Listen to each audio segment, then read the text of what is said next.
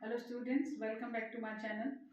Now today again we will be doing poetic devices. As I told you that we will have two parts in it. In first one, I have already covered 7 main poetic devices which are used very commonly in the poetry. And why do we use poetic devices? Because it create magical effect to the poetry, right? Whether it's a uses of alliteration or metaphor or simile or personification, they bring a musical effect and magical effect to the poetry. So 7 poetry devices I have discussed in my previous video.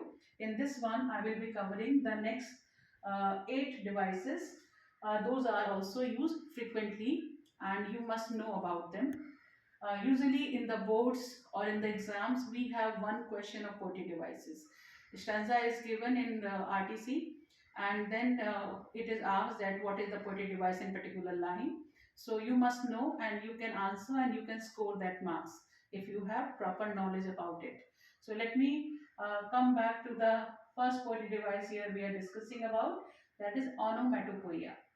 Onomatopoeia is, first of all, you learn the spelling, very important, because you are given the line and you have to tell the poetry device.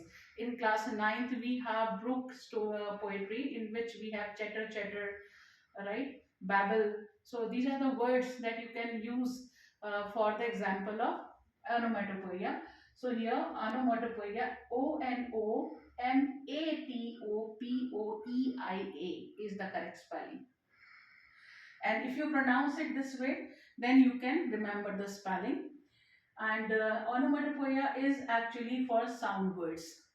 It talks about the sound words, and whenever we have sound words, we have this poetic device.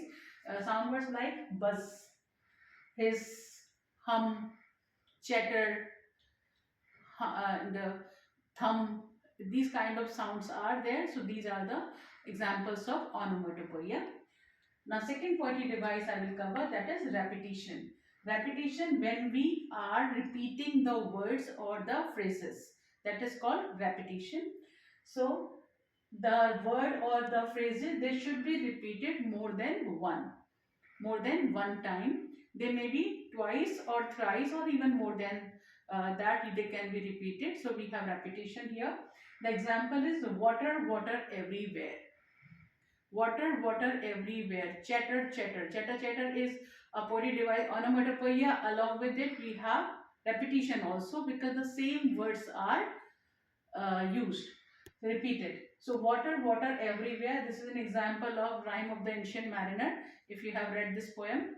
So here the word water has been repeated twice. So we have repetition. Another example is there in the same poetry. Ice is here and ice is there. So that is also an example of repetition. Now come to the third one, which is imagery. Imagery, sometimes children they call it imaginary. No, it's imagery. Image to imagery. Okay, you must know the spelling of this also. Imagery. Imagery. Okay, what is imagery?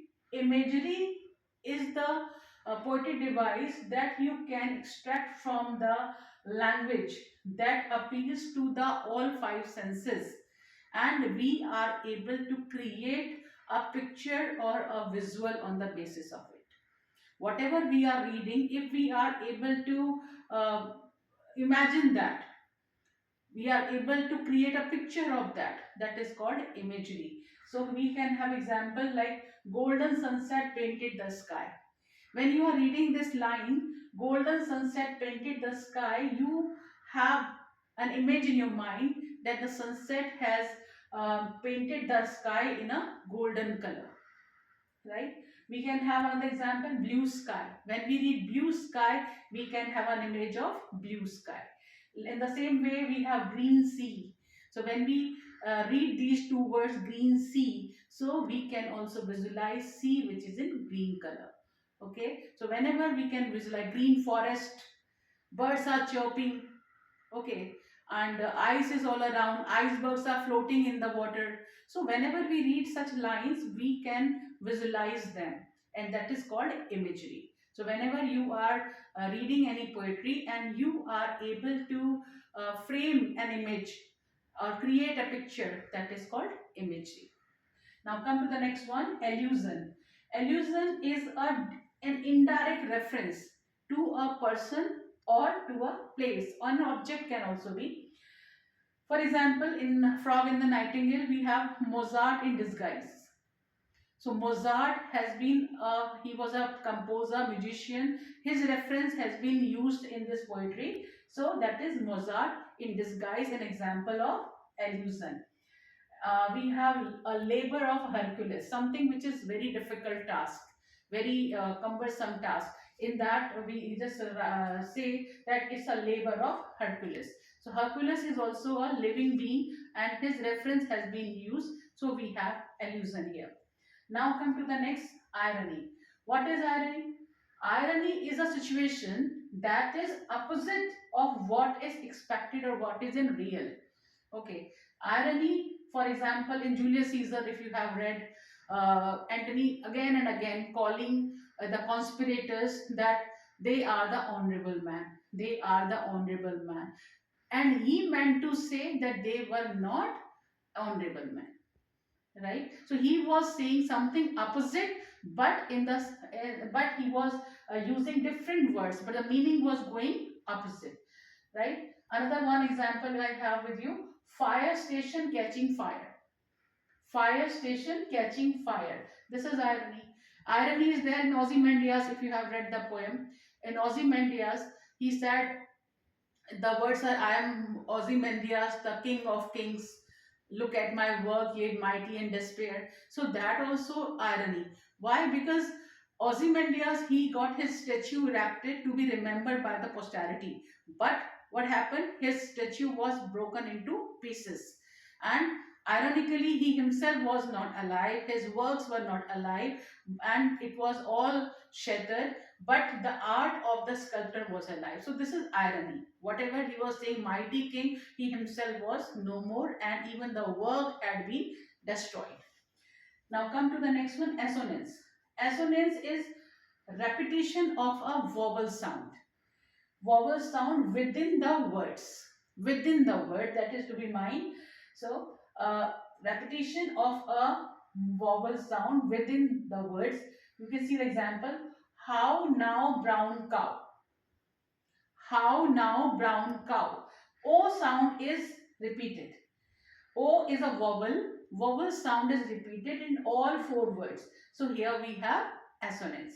Another example you can see. She feels the heat of feet. She feels the heat of the feet. So everywhere there is a sound of E, and E is a vowel. So this is called assonance. So these are the examples of assonance. Now consonance. Consonance is completely different than assonance. Why? Because in assonance we have a repetition of vowel sound. In consonance we have a repetition of consonant sound. Okay, so you know very well that we have 5 vowels in the alphabets and we have rest of the letters, 21 letters, they are all consonant. So here you can see the example, the repetition of a consonant sound, that is called consonance. Pitter patter, pitter patter. Okay, T sound is repeated, P sound is repeated. So this is what consonants. You will say that pitter patter, P sound is repeated. Is it not an example of alliteration? Yes, it's an example of alliteration as well as of consonants. P can be taken for alliteration and T can be taken for consonants. Now the next example, Mike likes a new bike. Mike likes a new bike. So K sound is repeated. K sound, Mike, like, bike. So this sound is repeated. So here we have consonants. In this one we have assonance also. Why? Because I is there. Mike, like and bike. It's an example of assonance as well as of consonants. Now come to the last one, that is enjambment. Enjambment, continuation of a sentence, one line to the next line without a stop, without a pause. Okay, that is called enjambment. You must have read the poetry of Robert Frost, Dust of Snow. In Dust of Snow, Fire and Ice, we have number of example of enjambment. The line is not ending in the same line, but it is continued to the next line. And also one example I have taken here, I wandered lonely in the second line as a cloud, and full stop is after cloud in the second line. So here also we have enjambment. I hope it's clear to you all the examples and the definition, and you will be able to find out the poetic devices from the poetry if it comes in exam and also in day-to-day life. I will be putting the description, this picture in the description, and the examples in the description. You please go through them. Any doubt is there, you can write in the comment box and I will be giving the answer. Until then, you please take care of yourself, subscribe to my channel and keep watching. Thank you very much. Have a nice day.